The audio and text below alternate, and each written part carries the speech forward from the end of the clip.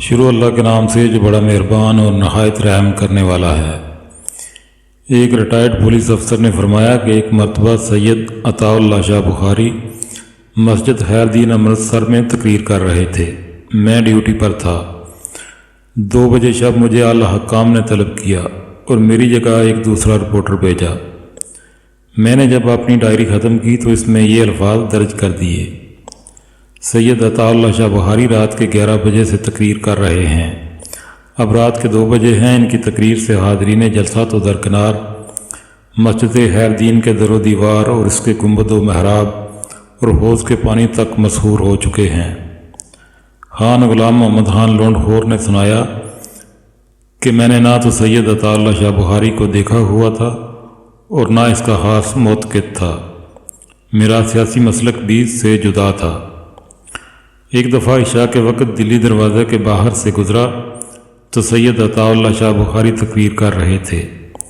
میں بڑے ضروری کام میں تھا، اس خیال سے رک گیا کہ جس مقرر کی اتنی شہرت ہے اسے 5 منٹ سن لوں۔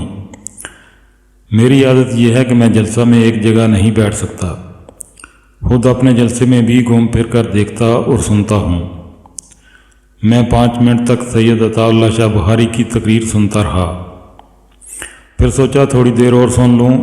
ان کا سحر تھا کہ کھڑے کھڑے بیٹھ گیا، بیٹھے بیٹھے تھک گیا تو لیٹ گیا اور لیٹے لیٹے ساری رات تقریر سنتا رہا اور ایسے حواس گم ہوئے کہ اپنا کام بھی بھول گیا، یہاں تک کہ صبح کی اذان بلند ہوئی۔ سید عطا اللہ شاہ بخاری نے تقریر کے خاتمے کا اعلان کیا تو مجھے خیال آیا کہ وہ ساری رات ختم ہو گئی، یہ شخص تقریر نہیں کر رہا ہے، جادو کر رہا تھا۔ ایک دفعہ سید عطا اللہ شاہ بخاری علی گڑھ کے کسی جلسے میں تقریر کرنے تشریف لے گئے۔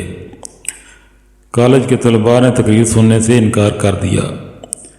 ایسا ہنگامہ برپا کیا کہ تقریر کرنا محال ہو گیا۔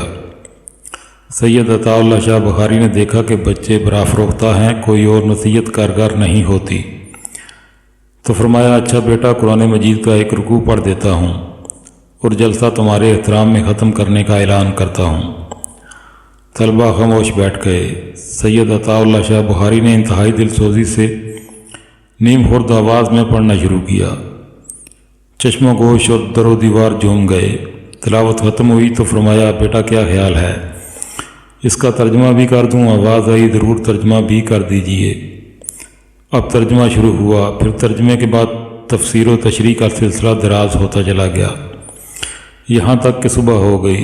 سید عطا اللہ شاہ بخاری نے تقریر ختم کی۔ طلباء نے شور مچایا: شاہ جی، خدا کے لیے کچھ اور بیان کیجیے۔ سید عطا اللہ شاہ بخاری نے فرمایا: بیٹا کبھی پھر آؤں گا تو تقریر سناؤں گا۔ گجرات کے مشہور مقدمے میں جب لدہ رام رپورٹر CID نے حقیقت حال کا انکشاف عدالت عالیہ میں کیا اور سید عطا اللہ شاہ بخاری کی رہائی ہو گئی تو لدہ رام سے پوچھا گیا: کیا آخر تو نے سرکاری ملازم ہوتے ہوئے یہ جھوٹی شہادت دینے سے گریز کیوں کیا اور سچی شہادت سے اپنے آپ کو خطرے میں کیوں ڈالا؟ تو اس نے بتایا کہ میں نے سرکاری ملازمت میں ہمیشہ جھوٹی شہادتیں دی ہیں اور اس دن بھی شاہ جی کے خلاف جھوٹی شہادت دینے کے لیے ہی تیار ہو کر آیا تھا۔ ڈائری میں رد و بدل اگرچہ اعلیٰ حکام کے حکم سے کیا تھا، لیکن اس میں بہرحال میری بھی رضامندی شامل تھی۔ ہوا یہ کہ جب میں گواہی دینے کے لیے عدالت میں آیا اور شاہ جی کو دیکھا تو سادہ شکل و صورت کا ایک سچا انسان کھڑا ہے۔ مجھے کسی مخفی طاقت نے ٹوکا کہ یہ شخص میری جھوٹی شہادت پر پھانسی کی سزا پائے گا۔ میرا دل لرز گیا۔ میں نے دل ہی دل میں توبہ کی اور عہد کیا کہ دنیا کی ہر مصیبت برداشت کر لوں گا، لیکن اس عظیم انسان کے خلاف جھوٹی شہادت دینے کا پاپ نہیں کماؤں گا۔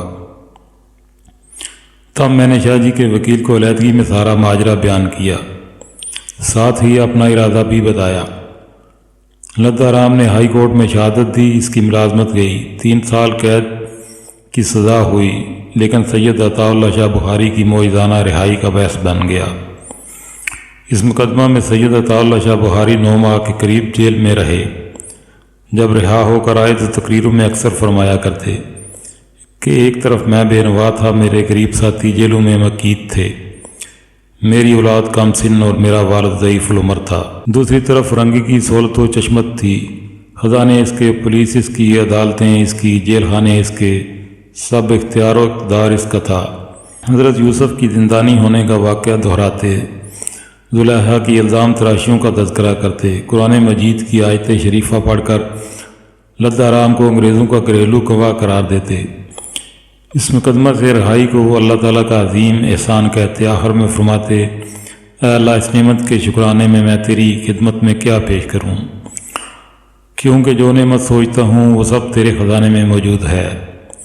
ایک دن تقریر کرتے کرتے جولی پھیلا دی اور فرمایا، میرے پاس ایک ایسی چیز ہے جو تیرے شکر و نعمت کے لیے پیش کرتا ہوں، اور وہ میرے گناہ ہیں، میرے پاس ان کے سوا کچھ نہیں۔